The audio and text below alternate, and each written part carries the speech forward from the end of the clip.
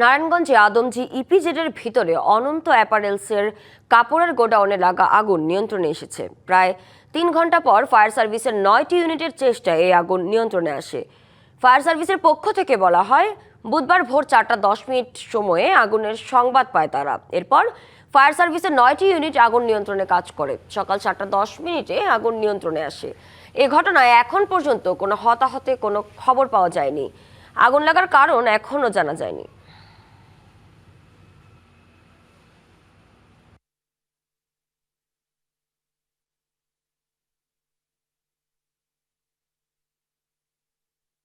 ভিতরে প্রচুর fire load আছে, প্রচুর পরিমাণ কাপড়। এটা কাপড়ের গোডাউন, যেহেতু অনেক বেশি কাপড় এবং এটা একটা শেড ভবন ছিল, শেড ভেঙে পড়েছে। তো সেই শেডের নিচে সকল কাপড়ের যে রোল বড় বড় সেগুলো আছে এবং সেগুলিতেই আগুন জ্বলছে। তো আমরা আগুন নিয়ন্ত্রণে দিয়েছি, আগুন আর বাড়ার সম্ভাবনা নেই।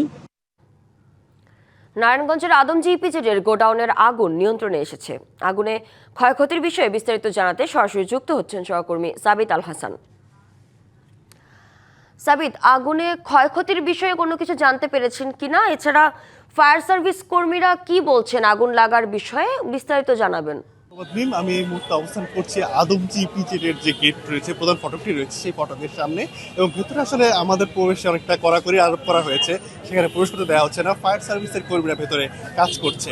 ভেতরে যারা কর্মরত রয়েছে, বিশেষ করে শ্রমিকরা, তারা আমাদেরকে যেটি জানিয়েছে, প্রায় ভোর রাত থেকেই কিন্তু এখানে আগুনটা সূত্রপাত ঘটে অনন্ত অ্যাপারেলস লিমিটেড নামক কারখানাটিতে, এবং তারপরেই এখানে ইপিজেডের নিজস্ব ফায়ার সার্ভিস এবং বাইরে থেকে ফায়ার সার্ভিস কর্মীরা অন্তত 9টি ইউনিট এসে এখানে কার্যক্রম শুরু করে।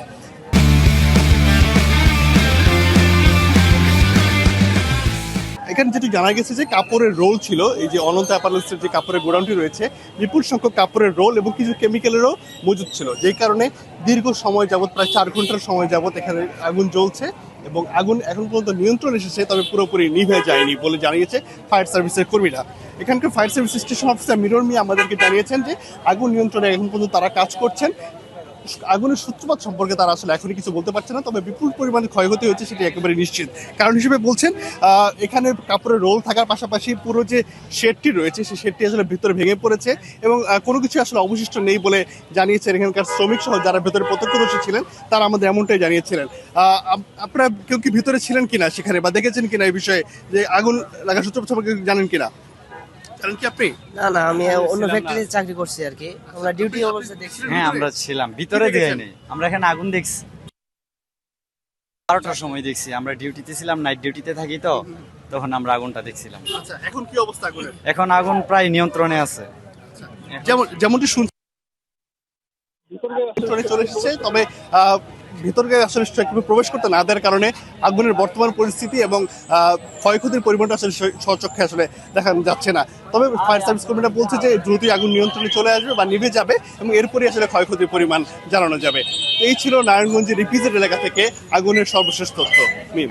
সাবিত, আপনাকে ধন্যবাদ।